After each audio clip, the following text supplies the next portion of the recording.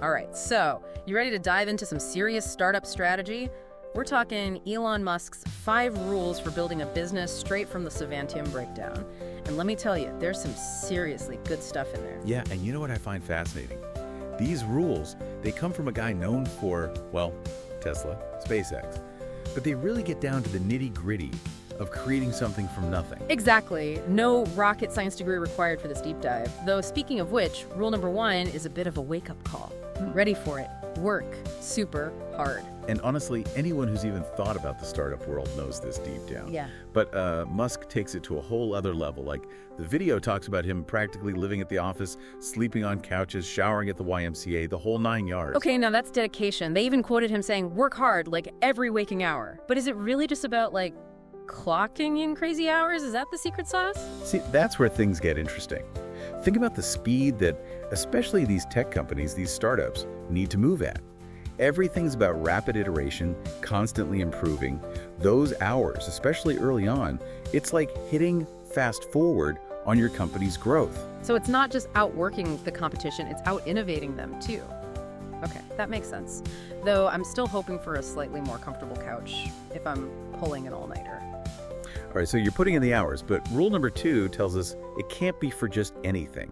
Make a great product or service, not just decent, not a little better. He's so specific about that. It's got to be great. And think about it, like, really put yourself in a customer's shoes here. Why would you switch to something new unless it was, like, mind-blowingly good? Right, especially in a crowded market. The video had this great example. They were saying if you're tapping into something totally new, you've got a little more wiggle room. But going up against those big names already out there, you need an edge. And that comes from knowing what customers truly value and then, like, over-delivering on that. Incremental changes, little improvements here and there, those just won't cut it. You gotta wow people. You gotta give people a reason to be like, okay, yeah, I need that in my life. But even the coolest product in the world, it's not getting very far without a solid team behind it, right? And that brings us to Musk's 3rd rule, which is attract great people. And this is where it gets really interesting, especially if you think startups are all about, you know, the lone genius coding away in their basement.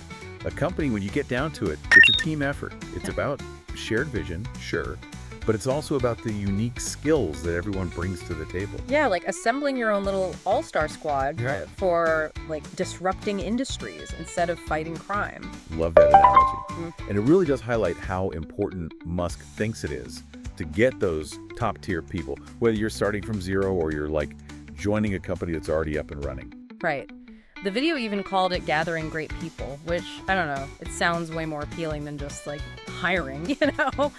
But how do you actually do that, especially if you don't have those Google-sized pockets, right? Well, that's where things like your company culture, your mission statement, that's where those really come into play. Like, often those early-stage companies, they'll make up for lower salaries with things like equity, giving employees a piece of the ownership. Yeah. But even beyond the money, it's about finding people who are genuinely jazzed about what you're building. Okay. People who are driven, yeah, but also who share your values, who are in it for the long haul. It's about believing in the vision, not just chasing a paycheck. Yeah. Okay, makes sense. So you're working crazy hard, you've got this awesome product, dream team assembled. What could possibly go wrong? Well, this is where Musk's 4th rule comes in, and it's something I think a lot of people struggle with, not just entrepreneurs, but it's focus on signal over noise. Oh man, that is such good advice because especially these days, it is so easy to get pulled in a million different directions. Like the video talked about how Tesla, instead of spending tons of money on those huge ad campaigns, they go all in on research and development, on design. Exactly. It's about ruthless prioritization. Like, what are the things, the core things, that directly make your product better, that improve your customer's experience, and everything else?